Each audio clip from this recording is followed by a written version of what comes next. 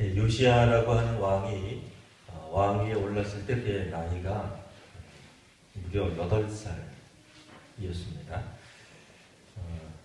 저를 포함해서 우리 성도님들 8살에 뭐 했을까요?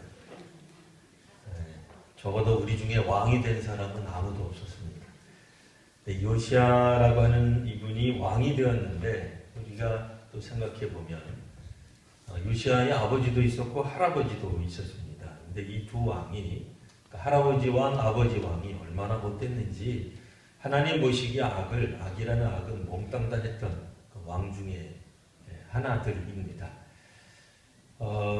그래서 그 요시야 왕의 아버지 같은 경우에는 신하들 손에 의해 살해당하는 일까지 벌어졌습니다. 몇 년 통치하지 못했죠. 그러니까 사람들 생각할 때에 요시야 왕의 할아버지가 꽤 오래 있으면서 악행을 좀 저질렀습니다. 이스라엘 왕들이 악행을 저질렀다. 남유다 왕들이 악행을 저질렀다. 물론 여러 가지 악이 있겠습니다만 그중 대표적인 악이 바로 뭐냐면 하나님 섬기는 것과는 거리가 멀게 하는 것. 이게 이제 큰 악이죠. 이제 그리고 나서 이제 그 할아버지 왕이 죽고 이제 아버지가 또 왕이 되었겠죠. 요시야 입장에서 보면. 근데 이 왕은 그렇게 오래 통치를 못했습니다. 하지만 이 아버지의 뜻을 너무나 잘 따랐어요. 그러니까 여전히 약했다는 거죠. 그러니까 그러다 보니 신하들이 못 살겠다 해가지고 이 아버지 왕을 이제 살해하게 됩니다. 그런데 이제 요시야가 왕이 될 때 8세였으니, 그러니까 이 이야기는 뭐냐면, 그래도 어느 정도 우리식으로 말하면 세자가 나이가 들 때까지 좀 기다려주면 좋았을 텐데, 이제 그런 게 없이 아버지 왕을 이제 죽여버린 거예요. 그러다 보니 워낙 젊다기보다는 어린 아이가 왕이 된 겁니다. 자, 그러면 이제 요시야 왕 입장에서는 기가 막힌 거예요. 왜냐면 자기를 왕으로 세워준 신하들이 알고 보면 자기 아버지를 죽인 원수예요. 우리가 생각할 때 왕을 죽였으니 이 신하들은 무조건 못되다. 그렇게만 말하기는 어렵습니다. 조선시대나 유교적 전통에 따르면 무조건 왕을 살해한 신하들은 나쁜 신하들이겠지만 백성들 입장에서는 좋은 신하들이죠. 왜냐하면 못된 왕을 제거했으니까. 여하튼 인간적으로 보더라도 요시야 왕이 좀 복잡할 수 있습니다. 자기를 왕으로 세워준, 추대해준, 그래서 왕이 직접 되도록 이것저것 다 돌봐준 신하들이 알고 보면 자기 할아버지 때부터 있었던 신하도 있을 거고 아버지 때 있었던 신하도 있을 텐데 그 신하들이 알고 보면 자기 아버지를 죽이는데 가담한 그런 신하들이었다라고 하는 겁니다. 그러다 보니 8살짜리 어린이가 무슨 통치를 하겠습니까? 상당한 기간 동안 우리가 상상컨대 배후에 누군가가 수렴청정을 했겠구나, 비선 실세가 있겠구나, 그런 생각을 하게 되죠. 실제로 그랬던 것 같습니다. 명확하게 성경에 그 뒤에서 받은 사람이 누구였다, 이런 건 안 나와요. 근데 놀랍게 다른 성경에 보시면 이 요시야 왕이 16세 되던 때 그가 이제 비로소 하나님께 나아갔다는 장면이 나옵니다. 그러니까 요시야 왕의 아버지가 아주 악행이라고 하는 건 하나님과 거리가 멀게 만든 거예요, 백성들. 그러니까 신앙교육 안 시킨 거예요. 그러니까 8살에 왕이 됐는데 누군가가 뒤에서 수렴청정을 한 거예요. 한 8년쯤 지나고 나자 16세 청소년이 된 이 왕이 하나님 앞으로 나아갔다는 거예요. 그러니까 아버지 도움이 아니죠. 아버지 이제 죽고 없는 거예요. 그러니까 누가 뒤에서 그를 지도하고 왕의 어떤 그런 행동을 하도록 가르쳐 줬는지는 성경에 안 나오지만 적어도 이 신하들은 뒤에서 배후에서 이 왕을 뒤에서 조종했던 사람들은 누구였다고 우리가 상상할 수 있어요? 하나님을 경외하는 신하들이었겠구나 하는 생각을 해보게 되는 겁니다. 그리고 나서 이제 20살쯤 되던 때에 요시야 왕이 비로소 이제 성전에 대한 관심을 가지게 됩니다. 여하튼 2절 말씀에 보면 요시야 왕에 대한 한 줄 평이 나옵니다. 요시야는 여호와 보시기에 정직히 행했습니다.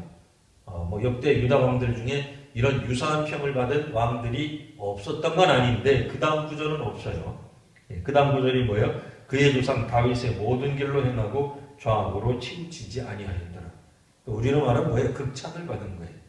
점수로 말하면 거의 100점에 해당하는 점수를 받은 거예요.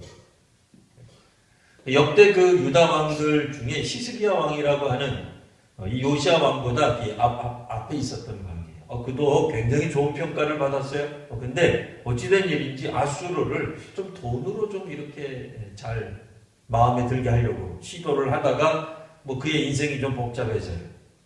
물론 그가 이제 죽기 전에 열심히 기도해서 십수년간의 생명을 더 연장하는 일이 있기는 한데 그게 별로 그의 인생에 도움이 되질 않아요. 그러니까 하나님이 더부살이로 어떻게 보면 더 멀어주신 15년, 이거 굉장하잖아요. 우리가 성경을 통해서 그런 거에 대해서 막 가슴이 뛰지 않습니까? 야, 죽기 직전에 히스기야 왕이 하나님 앞에 기도했더니 15년을 더 살라 그랬다. 아싸, 우리도 기도해보자. 근데 문제는 생명을 15년 동안 연장받은 히스기야가 별로 한 일이 없어요. 오히려 나라를 더 망쳐요.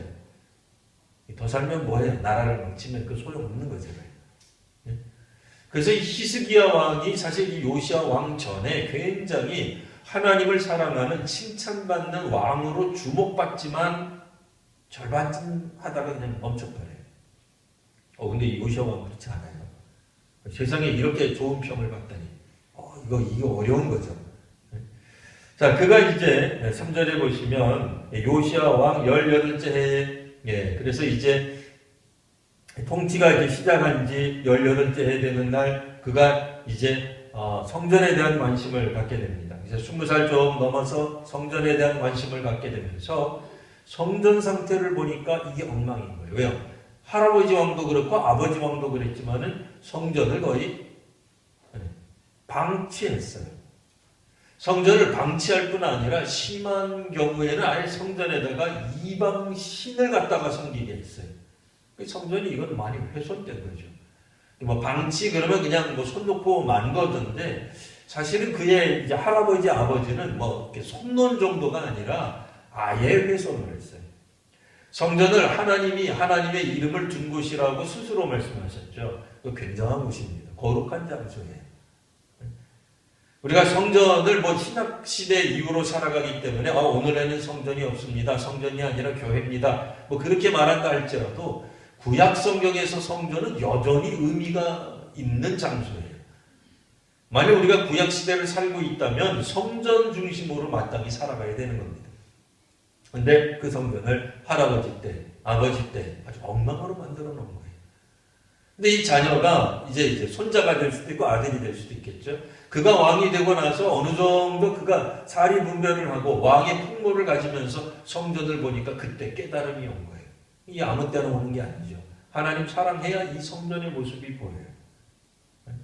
하나님을 사랑하는 모습이 때로는 이 건물로서의 교회에 관심이 가게 되어 있다고 얘기해요. 물론 이 시대의 어떤 교회들은 우리 교회는 평생 예배당을 안 지을 겁니다 하면서 예배당 짓지 않는다는 것을 선언하는 교회들도 있습니다.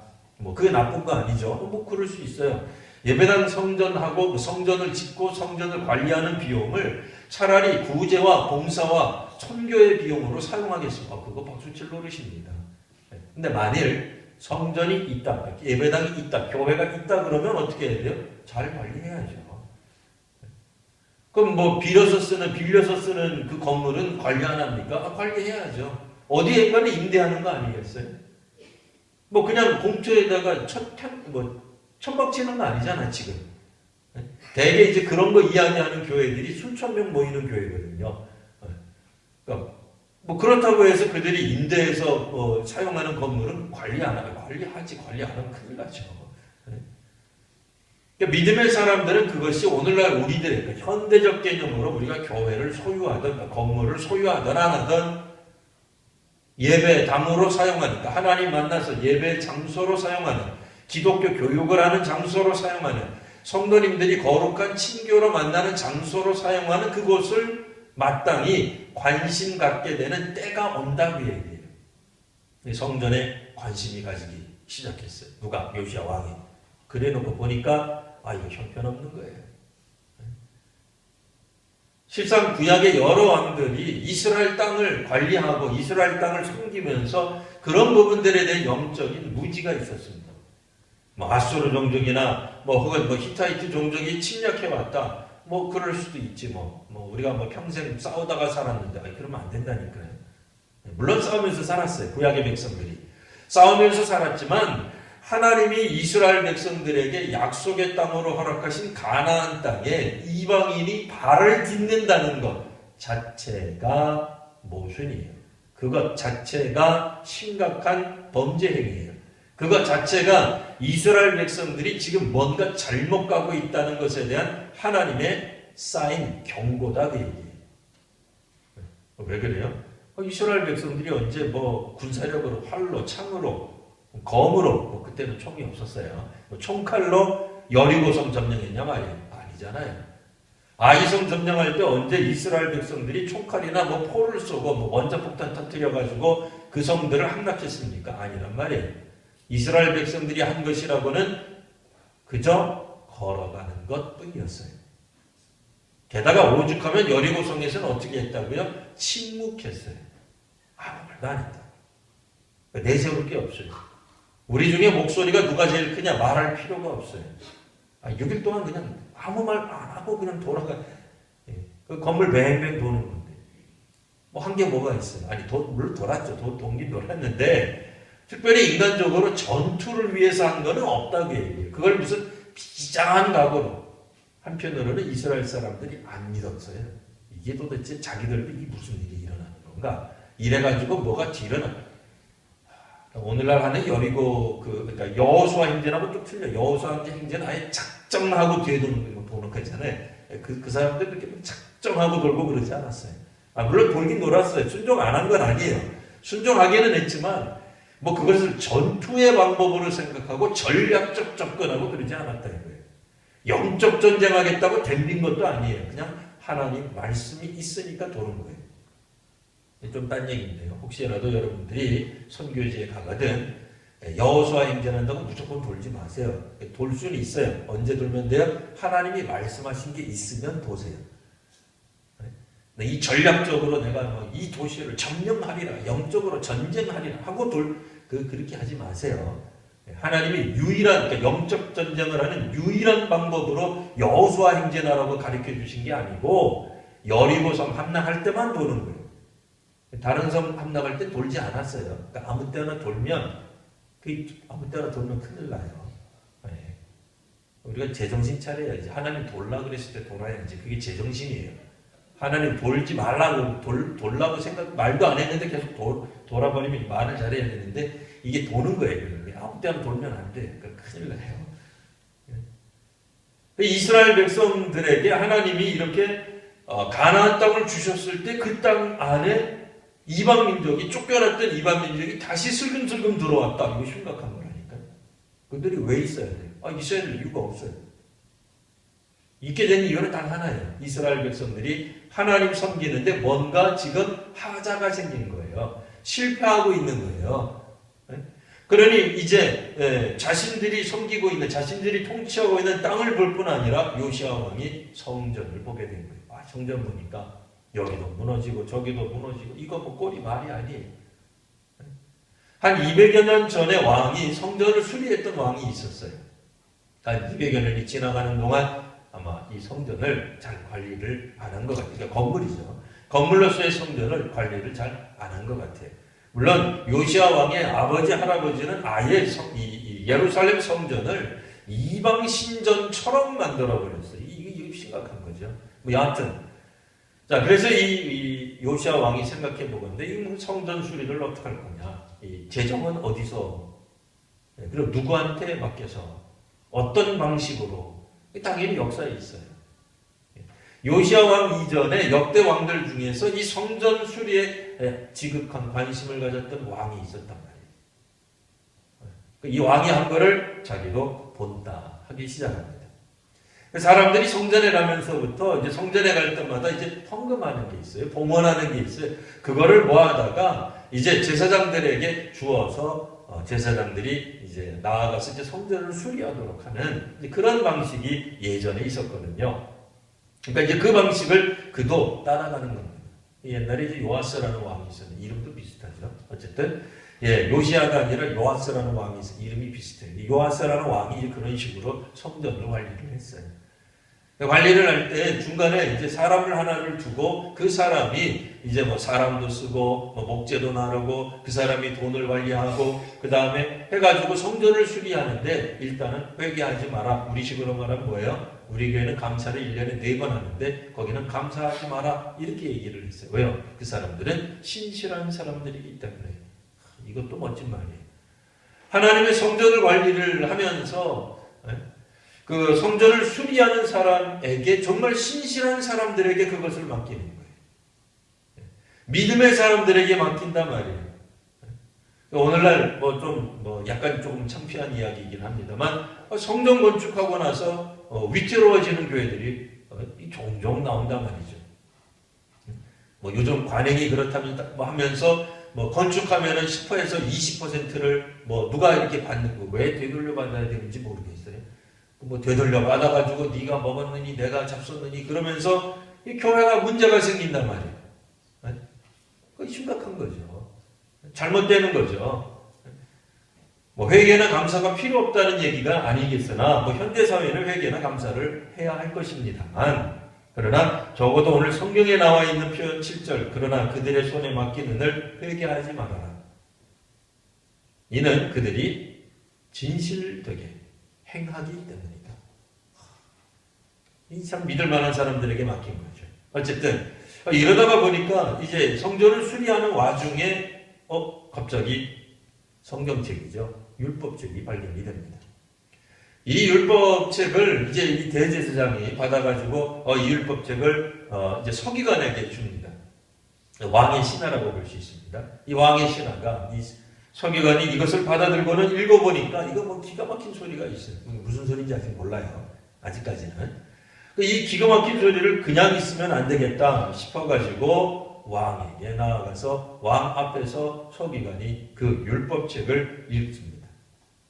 무슨 책이 발견이 되었는지 좀 알려주시면 좋겠는데 성경이 또 안 알려주셨어요.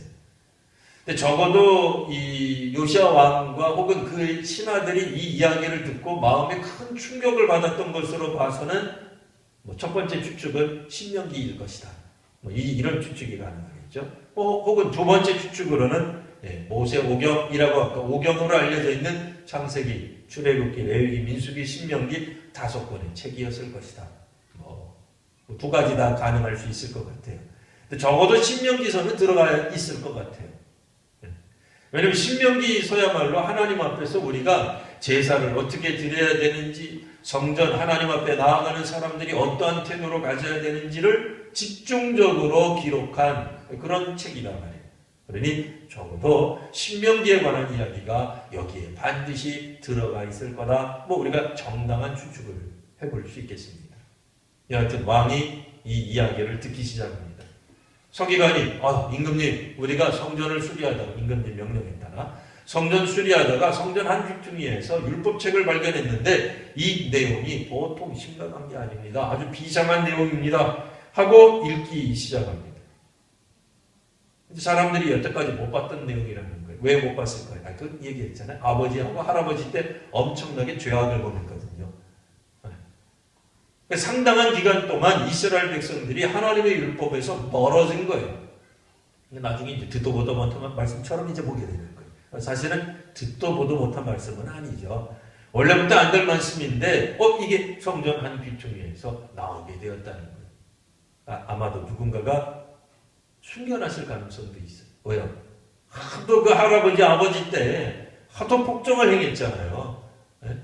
그러니까 이제 이러다가는 하나님의 율법책이 없어지지 않을까 걱정한 누군가가, 누군지 모르죠. 누군가가 성전 귀퉁이에 몰래 숨겨놓은 게 아닐까 그런 추측도 가능합니다. 여하튼 누가 숨겼는지는 알 수는 없어요. 그러나 여하튼 성전을 수리하는 과정에서 그러니까 원래 하나님이 기뻐하시는 이 성전을 잘 본 거예요. 우리도 성전을 잘 보시잖아요. 어디 물새는 데 있는가 혹은 잘못된 데 있는가 그럴 리 없지만 외국 적들이 우리 성전을 침범한 데 없는가 다 봐야 되잖아요. 근데 이제 보니까 이 율법책이 나오고 왕이 그 이야기를 들을 때 11절을 써요. 왕이 율법책을 말을 듣자 곧 그의 옷을 찢으니라. 아이고 세상에. 요시야 왕이 서기관이 들려주는 이 율법의 이야기를 듣다가 옷을 찢었어요. 이 옷을 왜 찢었을까요? 참 담한 말이라서 계획되는 거 아니죠. 회개하려고 옷을 찢은 거예요. 마음이 너무 슬퍼서 옷을 찢은 거예요. 도대체 무슨 내용이 들어가 있었길래 왕이 옷을 찢으면서까지 통한이 여겼을까요? 궁금하신 분들 수요일날 오시죠. 시간이 다 됐기 때문에. 근데 생각해 보세요. 왕이 성전에서 율법책을 발견하고 그 율법책의 말을 듣고는 마음에 강한 충격을 받았다. 사실 그래요. 하나님 말씀에 대해 순종하려는 사람들이 주의 말씀을 듣고 혹은 읽다가 하나님의 음성을 듣는 일이 훨씬 더 많아요. 심지어는 예수님이 아무리 이야기를 해도 하나님에 대해 경외하는 마음이 없으면 예수께서 하시는 말씀도 한 귀로 듣고 한 귀로 흘리는 거예요. 그만큼 요시야 왕이 어떤 그 8세 이전에는 우리가 어떻게 살았는지 모르지만 적어도 그 할아버지 영향, 그 아버지 영향 밑에서 살았겠죠. 근데 8살 이후에 도대체 무슨 일이 있었는지 모르지만 분명히 그가 바뀌게 된 거예요. 할아버지와 아버지 때에 잘못된 영향이 있었다 할지라도 어린 나이이긴 하지만 8세 이후에 그가 누군가의 섭정이든 누군가의 영향력을 받았습니다. 성경에 안 나오니까 우리도 모릅니다만 적어도 선한 영향력을 받은 건 틀림없는 것 같아요. 그러다 보니 요시야 왕이 하나님의 말씀, 이거는 하나님 말씀이라고 깨달은 거예요. 율법책이 그냥 율법책이 아니라 다른 사람이 쓸 수도 있잖아요. 그렇지 않죠. 주의 백성들은 하나님 말씀을 사모하는 사람들은 설교를 들어도 알아요. 저게 설교인지 저 목사 자기 자랑하는 건지 지 혼자 이야기하는 거 알잖아요. 그죠? 저게 설교인지 이단인지 구별할 수 있다고요. 그러니까 요시야 왕도 이야기를 들으면서 저거는 하나님 말씀이구나 라는 깨달음이 온 거예요. 그러니 그가 하나님 말씀에서 취할 수 있는 행동, 그 자신이 지금 이 본문이죠. 본문 안에서 취할 수 있는 행동, 옷을 찢고 슬피 우는, 그러니까 회개의 자리로 나아가는 모습을 보게 됩니다. 오늘 주의 말씀에 또 잘 분별하시고 주의 말씀에 따라 순종하며 살아가게 되는 우리 모두가 되시기를 바랍니다. 기도하겠습니다. 걸어가신 주님, 하나님의 말씀 가운데 오늘 저희들이 살아가게 하여 주시니 참으로 감사합니다. 주의 말씀을 들을 때 저희들의 귀가 열리고 마음이 열려서 하나님의 말씀이 온전히 들려지게 하시고 또 온전히 행할 수 있는 용기도 허락하여 주시옵소서. 잘못된 왜곡된 역사가 오래되었지만 이 요시야 왕을 통해서 다시 한번 남유다 왕국이 새로워지고 있음을 보게 됩니다. 특별히 그가 성전에 대한 관심을 가지게 되며 율법의 말씀이 들려지게 되는 것, 오늘 저희들에게도 아버지 하나님 같은 은혜를 허락하여 주사 하나님의 말씀에 대해 잘 분별할 수 있게 하시며 말씀에 대한 순종하는 믿음의 사람들이 되게 하여 주시옵소서. 이제는 우리 구주 예수 그리스도의 은혜와 아버지 하나님 극진하신 사랑하심과 성령님의 충만케 하시는 역사하심이 오늘도 주의 말씀에 순종하며 살아가기로 결단하는 믿음의 사람들 위해 이제로부터 영원토록 함께 하시기를 축원하옵나이다. 아멘.